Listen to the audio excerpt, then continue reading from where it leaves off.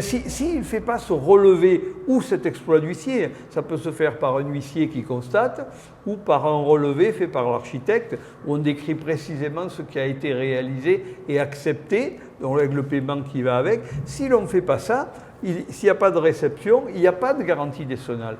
Ça veut dire qu'en fait, on n'aura aucun recours contre l'assurance décennale de l'intervenant qui a déposé qui a quitté le chantier si une malfaçon survient sur les travaux qu'il a réalisés. Futur rentier, salut à toi, je te souhaite la bienvenue dans cette nouvelle vidéo de cette série de construction. Toujours avec Christian, courtier, bonjour. merci, bonjour, courtier en assurance spécialisé sur les assurances de chantier.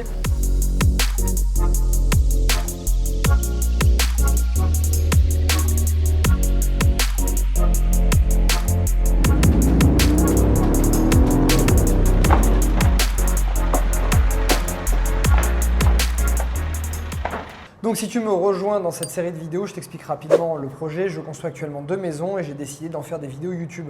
Donc il y aura plus d'une centaine, voire peut-être même 150 vidéos YouTube qui vont décortiquer chaque étape de ce projet. Donc là en ce moment on est sur l'étape des assurances et notamment les assurances de chantier. Donc on va répondre à une question que vous posez très souvent et même la plus grande peur en fait quand tu fais appel à des artisans ou des entreprises du bâtiment, c'est qu'est-ce qui se passe si les artisans partent en plein milieu du chantier et sans finir, et 2, si jamais ils déposent le bilan.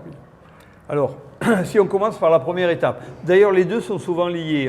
Quand il y a abandon de chantier, il y a souvent un dépôt de bilan derrière pour des problèmes effectivement d'approvisionnement, etc. Donc l'abandon de chantier, quand il y a abandon de chantier, il importe une chose, c'est de relever pour avoir la garantie sur ce qui a été exécuté.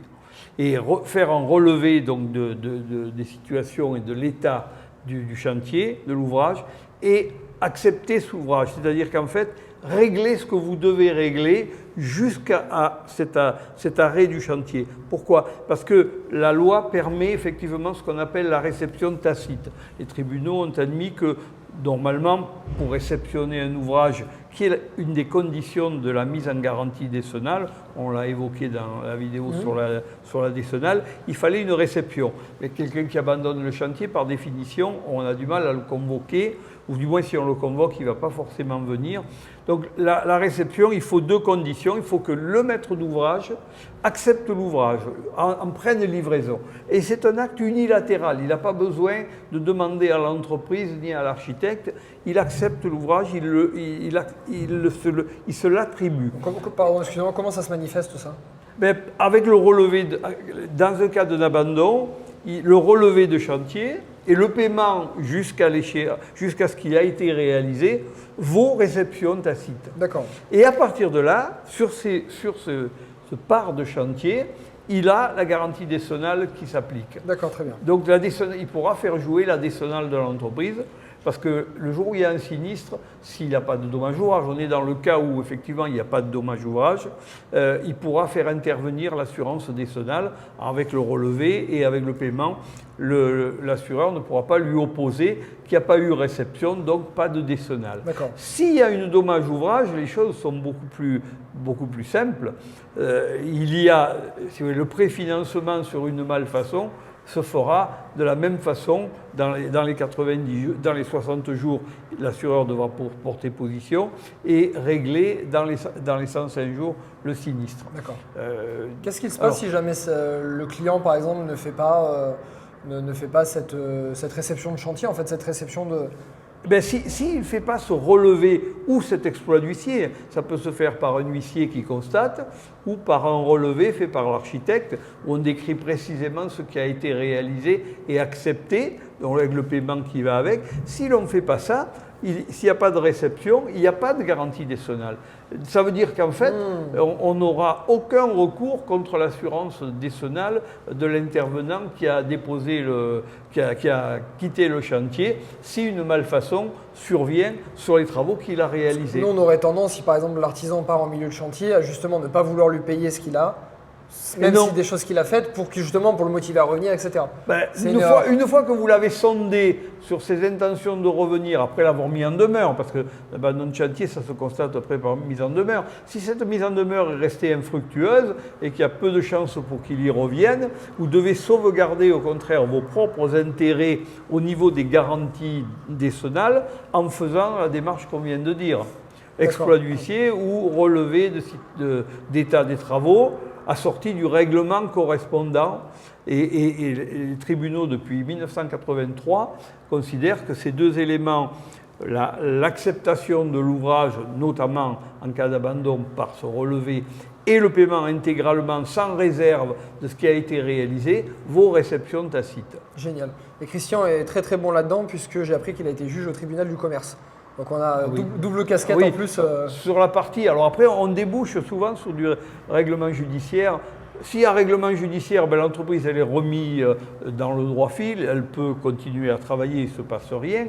Par contre, s'il y a liquidation, alors quel est le sort réservé aux ouvrages réalisés? Supposez qu'il soit allé au bout et qu'il ait déposé le bilan dans les 2 ans ou 3 ans qui suivent.